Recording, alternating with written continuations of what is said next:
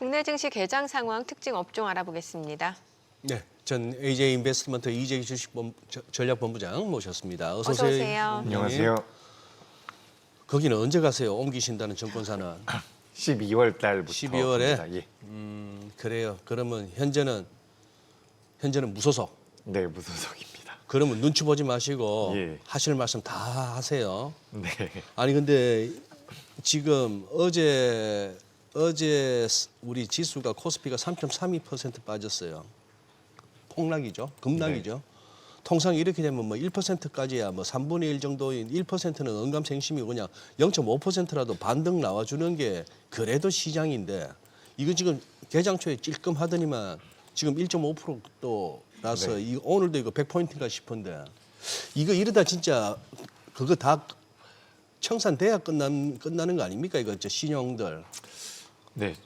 저도 그 부분이 굉장히 걱정이 됩니다. 네. 뭐 최근에 전반적으로 시장에 대한 신용 잔고가 늘었다라는 이야기들도 있고요. 예. 실제로 이제 뭐 마이너스 통장이라든지 대출 통해 가지고 투자를 한다라는 분들도 많기 때문에 시장이 조금 여기서 더 빠진다라고 하면 반대 매물이 나올 가능성이 저도 높다라고 생각이 되거든요. 그래서 우리나라 시장이 다른 나라보다는 좀 더 변동성이 크게 나오고 있는 게 아닌가라고 생각이 됩니다. 그러니까 우리가 사실 지금 전반적으로 보자면 4월 달에서 10월 달까지 개인 투자자가 우리나라 시장에서 매도를 했다라고 하거든요. 매도. 현금 기준으로는 매도를 했는데 예. 신용 기준으로는 매수를 했다라고 합니다. 그러니까 내가 현금으로 정상적으로 매매를 하셨던 분들은 4월 달, 뭐 8월 달, 9월 달 시장이 올라오는 중에 수익 실현을 했고 음. 제 생각에는 좀 늦게 이제 시장에 참여하신 분들 같은 경우는 신용 잔고라든지 좀 더 레버리지를 사용을 해서 공격적인 투자를 하신 게 아닌가라고 생각이 돼요. 그 말이구나. 현금은 팔고 신용으로 샀다는 말이에요. 네, 맞습니다. 굉장히 네. 아이러니하죠. 예전에 코로나 이후에 이제 시장이 올라올 때는 신용과 현금이 같이 올라왔었거든요. 그래요. 근데 이번에는 뭐 신용만 올라왔다라고 이야기가 되고 있기 때문에 어떻게 보면 변동성이 좀 나올 때마다 그런 물량들을 가지고 계신 분들이 부담이 되니까 거기서 이제 매물이 계속해서 좀 나오는 게 아닌가라고 생각이 됩니다. 다만 이제 실질적인 수급을 보면 또 개인 투자자분들이 매수로 잡히는 경우가 있거든요. 네네. 네. 그렇기 때문에 아직까지는 버틸만 한 것 같은데 여기서 더 밀린다라고 한다면 저는 매물을 부를 가능성이 높다라는 말씀을 드리고 싶고 최근에 그래도 우리가 어느 정도 미들맨이라고 생각을 했었던 SK하이닉스가 오늘 기준으로 20일 이동평균선을 이탈을 했거든요. 저도 어제까지만 하더라도 SK하이닉스가 어느 정도 버텨준다면 우리 시장 자체가 하반 경직을 보일 수 있지 않을까라는 기대를 했었는데 오늘 이제 20일 이동평균선을 이탈을 하면서 제가 생각했을 땐 기간 조정이 좀 길어질 수도 있지 않을까 이런 생각이 좀 들고 있습니다. 예. 기간 조정이 길어지고 가격은 어느 정도까지 그럼 봐야 되는 거예요, 지금? 종목을 말씀하시는 네, 지금 SK하이닉스 예. 말씀 주셨으니까. SK하이닉스 같은 예. 경우는 제가 굉장히 이런 말씀 드리기 네. 어려운데 50만 원 선까지는 그래도 조정이 나올 가능성이 있다라고 50만 저는 원. 생각을 하고 있습니다. 예. 지금 SK하이닉스가 지난 11일 날 고점이 나왔거든요. 예. 11일 고점 이후에 지금 이제 10% 정도 하락을 하고 있는 상황인데 10% 조금 더 밀렸네요.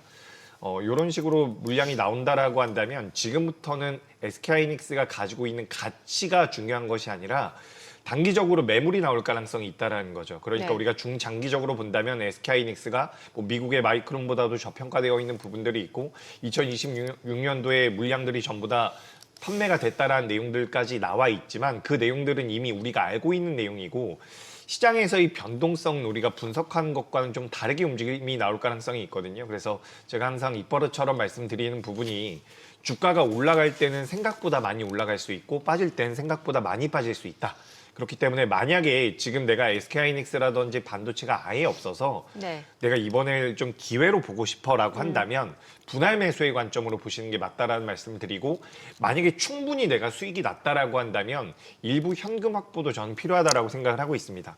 사실 지난 월요일이었을 겁니다. 월요일 날 삼성전자와 SK하이닉스에 대한 외국인들의 순매수가 좀 들어왔거든요. 네. 굉장히 오랜만에 외국인들의 순매수가 들어와서 이렇게 되면 외국인들이 매수를 연속적으로 해줬을 경우에는 시세가 좀 더 나올 수 있겠다라는 생각을 했는데 어제부터 바로 또 꺾이는 모습이 나왔거든요. 그렇다라고 한다면 일시적으로 외국인들이 좀 들어왔다가 다시 빠져나갈 수도 있다라고 저는 보여지는 상황이고, 지금 우리나라뿐만 아니라 미국 같은 경우도 많이 꺾이는 모양새죠. 그리고 이제 뭐 엔비디아 실적 발표가 우리나라 시간으로는 20일 날 새벽 4시에 나올 겁니다. 그래서 이제 엔비디아가 어떤 실적을 내놓는지, 그리고 엔비디아뿐만 아니라 미국의 빅테크 기업들에 대해서 뭐 감가상각을 잘못하고 있다라는 그런 마이클 버리라고 하는 빅쇼트의 주인공이 그런 발언을 좀 했거든요.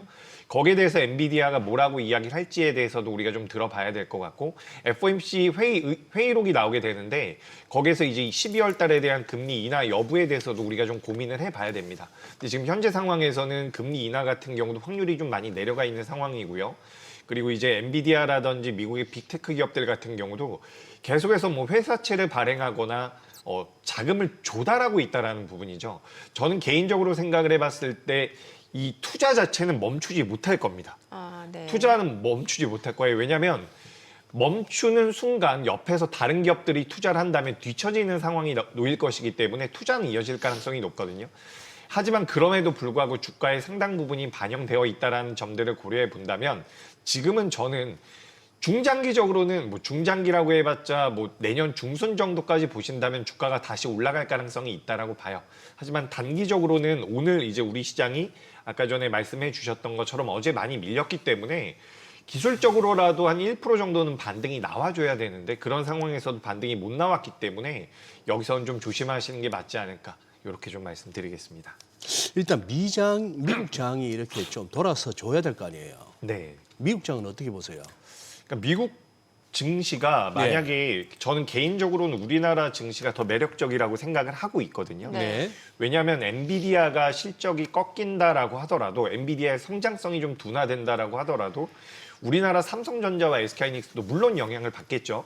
하지만 이제 엔비디아의 독주 체제가 끝난다라는 것이지 AI라는 시장 자체가 무너진다라고 저는 보지 않습니다. 그러니까 엔비디아뿐만 아니라 다른 기업들 같은 경우도 칩을 만들기 시작을 하면 우리나라 기업들 같은 경우는 수익성이 좋아질 가능성이 굉장히 높거든요. 그렇기 때문에 저는 일단은 우리나라 시장이 미증시보다는 강할 가능성이 높다라고 봐요. 하지만 그런 과정에서도 미증시가 붕괴가 되면 우리나라 시장도 영향을 받을 가능성이 굉장히 높겠죠. 그래서 지금 미증시 같은 경우도 주요 기업들이, 제가 지난주에 이런 말씀을 좀 드렸던 것 같습니다. 미국의 주요 기업들 같은 경우도 음봉이 나오는 횟수가 많아지고 있거든요. 예, 그래요. 그렇기 때문에 지금 미증시 같은 경우도 여기서 좀 무너진다라고 하면 조정폭이 좀 나올 가능성은 있다라고 생각을 하고 있습니다. 그래서 여기서 이제 밀림이 나왔을 때 어느 구간이 저점인지가 굉장히 중요한데, 제가 실제로 이제 투자를 하시는 분들께 많이 말씀드리고 있는 부분은 뭐냐면, 내가 현금 여력이 많다라고 했을 때는 주가가 밀렸을 때 어느 정도 분할 매수를 고려하시고 매수를 하셔도 좋습니다. 네. 하지만 현금 여력이 많지가 않다면 내려갈 때 매수하시는 것보다는 오히려 버텨준 다음에 올라올 때 매수하시는 게 낫거든요. 그렇기 때문에 지금 시장은 굉장히 좋은 내용들만 지난주까지만 해도 나왔었거든요. 계속해서 좋은 내용들이 나왔었는데 지금은 좀 경계가 필요한 건 맞는 것 같습니다. 그러면은 뭐 미국보다는 이제 국내 증시가 조금 더 매력적이라고 보시는 거면, 근데 이제 미국이 조정받으면 이제 국내 증시도 어쩔 수 없이 좀 연관되는 맞습니다. 부분이 있는데, 이게 좀 시기가 지나고 나면 오히려 국내 증시 쪽은 다시 한번 조금 더 매력적으로 갈 수 그렇죠. 있다라는 지금 거죠. 우리나라 예. 시장이 2025년도 들어와서는 굉장히 좋은 모습이 네네. 나왔는데 최근 몇 년 동안의 흐름을 보면 네. 미국을 비롯한 선진국들의 주가 흐름이 더 좋았거든요. 근데 증시라는 게 항상 그 수익률 게임을 한다라고 저는 표현을 하는데, 네. 미국 쪽에서 수익을 어느 정도 만들어낸 자금들이 그 다음에 어디로 갈까라는 부분을 고민을 해봐야 됩니다. 그렇기 때문에 과거에도 뭐 중국을 필두로 해서 신흥국의 증시가 더 좋았었던 시기가 있고요. 예. 미국을 필두로 해서 선진국의 주가 흐름이 더 좋았었던 시기가 있는데 지금부터는 뭐 미국이 무너진다라는 이야기는 아닙니다. 하지만 예. 중장기적으로 본다면 자금 자체가 어떻게 보면 신흥국 쪽으로도 많이 넘어갈 가능성이 있다라고 보여지기 때문에 전 중장기적으로는 우리나라 시장이 좀 더 매력적일 수 있다라고 보여지는데, 오늘 종가가 만약에 저가로 끝나거나 계속해서 약세를 보인다라고 한다면 네. 이거는 반등이 나올 때 직전 고점을 넘어간다라는 관점으로 보기보다는 예. 현금 확보의 관점으로 보시는 게 맞지 않을까라고 생각이 되는 부분이기 때문에, 그러니까 이건 사실 투자하시는 분들마다 상황이 좀 다릅니다. 네. 현금 여력이 많다거나 아예 없다거나 하신 분들마다 대응 방식은 좀 다르겠지만, 시장은 저는 분명히 지금은 굉장히 조심해야 된다라는 말씀을 드리고 싶습니다. 지금 와. 11월 5일 날, 11월 네. 5일 날 그때 급락 나오고 물론 아래 꼬리 달리면서 그렇게 했습니다만 그 이후에 이렇게 좀 다시 4천을 왔다 갔다 하는 이런 장이 왔습니다만 그때 3867.81이었거든요. 11월 5일 날 저점이 우리가 최근에 봤던 저점이 지금 좀 전에 9시 좀 전에 이제 9시 31분에 찍은 게 3 얼마야? 38 66. 3866. 예. 어유, 예. 그러니까 지금 이게 지금 11월 5일 날 저점을 이탈할 수도 있다는 얘기네, 지금. 네, 지금 장중에는 잠깐 이탈한 것 장중에는 같습니다. 예, 그런 예. 아. 이게 이제 이럴 때 또 호들갑을 떨고 공포감 조성하는 것도 저 뭐 올라가는 장에서 깐죽거리는 것만큼이나 진짜 꼴불견인데 아유. 외국인이 안 돕네요. 외국인 지금 보니까 5천억 원 가량 팔고 5천억 원 있어요. 가량 팔고 예. 거래소 코스닥 할 것 없이 다 팔고 있고. 어제가 보니까 한 8,200억 원 팔았는데 거래소 유가증권 시장에서 오늘은 지금 5천억 원. 이렇게 되면 이제 오후 들어서는 조금 더 규모가 커지는 거고. 예. 네, 지난 한 달 동안 외국인이 우리나라 시장에서 12조를 매도했습니다. 그러니까 그러게요. 그 물량 예. 중에서 12조 정도를 우리나라 개인 투자자분들이 받았거든요. 네. 그래서 우리가 잘 생각을 해보셔야 되는 게 뭐냐면 최근 들어서 우리나라 시장이 밀리면 되반등이 나왔어요. 네. 장 초반이 약하면 장 후반부에 아래 꼬리가 달리면서 쭉쭉쭉 올라왔거든요. 그래서 거기에 대한 학습 효과 때문에 다수의 투자자분들 같은 경우 시장이 밀릴 때 여기는 매수 기회다라고 생각을 하시는 것 같습니다. 근데 이게 이번 주 들어서는 좀 달라지고 있는 것 같거든요. 저도 월요일까지만 해도 외국인들이 오랜만에 좀 들어왔고 당시에는 환율이 좀 안정되는 모습까지 좀 나왔기 때문에 네. 제가 월요일부터는 이렇게 해서 외국인들이 좀 들어오게 되면 우리나라 시장이 좀 더 빠르게 하방 경직을 만들 수 있겠구나라는 생각을 했습니다. 당시에 그리고 이제 지난 주말에서 이번 주로 넘어오는 과정에서 뭐 워렌 버핏의 버크셔 해서웨이가 뭐 알파벳에 투자했다라는 내용들도 나왔고요. 전반적으로 이제 AI 쪽에 대한 관심도가 다시 한번 올라가는 모양새였기 때문에 저도 월요일까지는 좀 긍정적으로 생각을 했었어요. 예. 근데 어제랑 오늘 이제 시간이 좀 지나가면서 어제 같은 경우도 외국인들의 매도가 많이 나왔고요. 오늘 같은 경우도 지금 개장한 지 30분밖에 안 되는데 5천억 정도 매도가 나오고 있거든요. 근데 이렇게 물량이 나오게 되면 결국에는 공포심에 못 이겨서 개인 투자자분들도 매도를 할 가능성이 있습니다.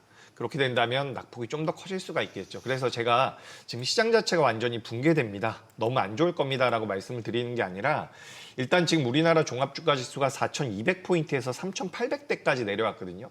종합주가지수 기준으로 7%, 8% 정도의 조정이 나온 상태입니다. 여기서 10% 넘게 밀린다면 그거는 좀 더 이제 우리가 하방으로 갈 수도 있다는 것을 네. 열어둬야 될 것 같고 네. 여기서 이제 오늘 뭐 장후반부라든지 주 후반까지 그러니까 이렇게 좀 생각을 하시면 좋을 것 같아요. 좀 더 높은 수치를 제가 말씀을 드리고 싶은데 이번 주 후반까지 3,900포인트 이상에서 마무리가 되면 그래도 다음 주에 다시 한번 대반등은 노려볼 수 있을 것 같거든요. 그러니까 우리가 오늘, 내일 이렇게 예상하는 것은 굉장히 어렵고 주간 단위로 봤을 때 그래도 이번 주 초나 오늘의 저점보다는 반등이 좀 어느 정도 나와서 마무리가 돼줘야지만 다음 주부터 다시 추세가 복귀가 될 확률이 있다는 거죠. 근데 만약에 우리가 주 후반까지 3,900에서 3,950포인트 위로 올라오지 못한다라고 하면 요건 그 조정 기간 자체가 길어질 수 있다라고 보여지기 때문에 이런 부분들을 좀 체크를 해보셔야 될 것 같습니다. 지금 코스닥에서 1,440개 넘는 하락 종목에 한 200개 정도의 상승 종목, 코스피도 오르는 거 160개, 빠지는 게 700개 이렇게 나오는데 잡히는데 지금 여기서 이런 장에서도 뭐 단기 트레이딩 관점에서 어디를 노려볼까 이런 어떤 접근 뭐 유효하다고 보세요? 지금은 그냥 쉬어야 됩니까? 어떻게 보세요? 만약에 쉬실 수 있다면 쉬실 저는 수 쉬는 게 있다면. 좋을 것 같습니다. 쉬실 수 있다면 네, 그러니까 이게 저 같은 경우는 여기 이게 업이기 때문에 계속해서 볼 수밖에 없죠. 그래서 그러니까. 뭐가 강하고 예. 오늘은 뭐 로봇주들이 좀 반등을 해주고 있는 것 같고요. 예. 전반적으로 이제 방어주의 성격을 띠고 있는 종목들 같은 경우도 버텨주고 있는 것 같은데 방어주로 하면 오늘 보니까 예. 뭐 제가 지난번에도 한번 말씀드렸지만 손해보험 쪽 같은 경우도 좀 아하. 버텨주고 있는 것 예, 같거든요. 예. 상대적으로 그렇게 좀 버텨주고 있는 것 같고 뭐 LG U+라든지 우리가 기본적으로 방어주라고 이야기하고 있는 종목군들이 있습니다. KT도 마찬가지고요. 이런 종목들이 좀 버텨주고 있고 오늘 그리고 자동차 쪽도 나름대로 좀 잘해주고 있는 것 같습니다. 근데 전반적으로 이제 이런 종목들이 제 눈에는 좀 보이긴 하지만 만약에 이제 개인 투자자분들이라고 한다면 오늘 같은 날은 좀 쉬는 것도 괜찮을 것 같아요. 물론 오늘 매수해서 내일 매도하겠다라는 관점으로 본다면 단기적으로 낙폭이 좀 나오는 종목들 같은 경우는 매력적일 수가 있는데 이게 이제 한 번, 두 번 정도 엇박자가 나기 시작을 하면 그때 종목에 물리게 되는 경우도 굉장히 많거든요. 그래서 단기적인 트레이딩을 하신다면 하루 이틀 안에 내가 매도를 할 수 있다라는 관점으로 접근을 하시는 게 좋을 것 같고 오히려 연말이라든지 내년 상반기까지 고려를 해 보신다면 뭐 반도체도 매력적일 수 있겠지만 현재 시장에서는 저는 이제 제약바이오 같은 경우도 매력적인 대안이 될 수 있다라고 보여집니다. 오늘 같은 경우는 뭐 알테오진이라든지 뭐 리가켄바이오 같은 경우도 낙폭이 좀 나오고 있지만 이런 종목들 같은 경우는 다른 업종들에 비해서는 많이 못 올라왔다라고 저는 생각을 하고 있거든요. 이런 종목들 같은 경우는 추세가 지난주부터 이번 주에 좀 만들어지고 있는 구간이기 때문에 제약바이오는 눌림이 나온다라고 한다면 오히려 연말 정도를 노려보시고 기간 자체를 그렇게 잡아보시고 보시는 건 어떨까 이렇게 좀 의견 드리겠습니다. 짧게 뭔가 연말 좀 수익을 기대하시는 분들은 제약바이오. 예, 반도체나 그러면 조선방산원전 기존에 막 시장 상승을 주도했던 쪽은요. 좀 기다려야 돼요. 네, 일단 이거는 현금을 어느 정도 가지고 있느냐에 따라서 다를 네네. 것 같은데 전 현금 여력이 있다면 다른 것보다 반도체가 맞을 것 반도체? 같아요. 예, 그러니까 우리가 조선 원전 방산 같은 경우도 지금 매력적이라는 이야기들이 나오죠. 항상 우리가 알고 있었던 부분인데 저는 이걸 이제 거의 반도체랑 엮어서 생각을 하고 있거든요. 네. 그러니까 우리나라 시장을 상반기 때 끌어왔었던 주도 섹터들 중에서 반도체, 조선, 그러니까 주가의 산업군 자체가 엮인다라는 부분이 아니라 주가의 흐름이 비슷하게 나왔다라고 저는 생각을 해요. 예. 뭐 실적에 대한 기대감이라든지 앞으로 우리나라 기업들에 대한 그런 기술력을 통해서 앞으로 매출이 만들어질 것이다라는 기대감이 있었는데 이게 다 같이 밀린다면 그중에서 가장 매력적인 쪽을 찾아야겠죠. 네. 그렇다라고 한다면 그래도 저는 반도체가 맞다라고 생각을 하고 있습니다.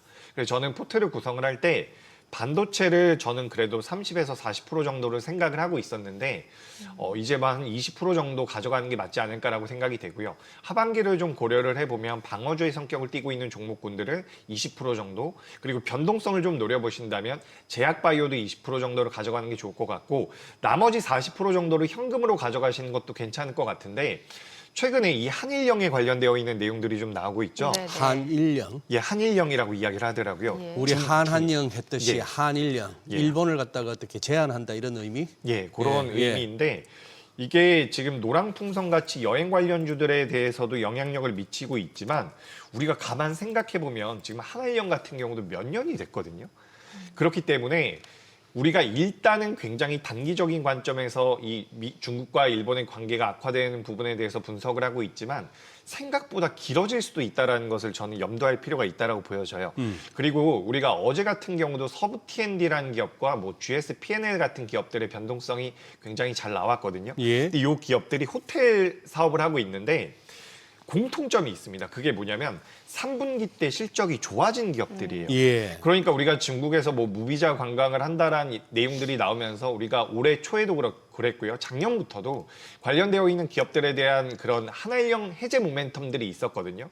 근데 이 기업들이 실제로 3분기부터 실적이 좋아진 모습이 나오고 있다는 거죠. 근데 그런 부분들이 지금 중국과 일본의 관계를 통해서 우리나라 시장의 반사이익으로 작용이 된다면 3분기뿐만 아니라 4분기 그리고 내년 상반기까지도 실적 자체가 실제로 개선이 될 가능성이 전 있어 보입니다. 그런 관점에서 본다면 이게 어떻게 보면 굉장히 일시적으로 테마성으로도 움직임을 보일 수가 있겠지만 실제로 3분기에 실적 발표를 했었던 한일령 수혜를 받을 수 있는 업종들 같은 경우는 뭐 엔터 쪽은 좀 안 좋게 나왔지만 그 외의 업종들 같은 경우는 실적이 괜찮았거든요. 그래서 이게 실제로 반영이 될 가능성이 있다는 관점으로 본다면 이 중국과 일본과 관련되어 있는 기업들 같은 경우도 뭐 10% 정도는 네. 저는 보유해 보는 것도 괜찮지 않을까 이렇게 좀 생각을 하고 있습니다. 우리 또 개인 투자자분들 가운데 지금 효성중공업 갖고 고민하시는 분들 적지 않다고 저는 짐작이 가는 게 이게 뭐 저희도 마찬가지였습니다만 최근에 한두 달 어지간한 증권방송 채널 유튜브에서 네. 굉장히 효성중공업을 얘기했어요. 그리고 뭐 차트를 볼 것 같으면 이거는 좀 비현실적인 차트가 나왔고 그리고 지금 고점 대비 벌써 한 20%입니다. 마이너스. 이 어떻게 대응하는 게 맞다고 보세요, 이 본부장님? 네, 일단 지금 효성중공업을 굉장히 많이 보유하고 계시다면 네. 전 덜어내는 게 맞다라고 생각을 하고 있어요.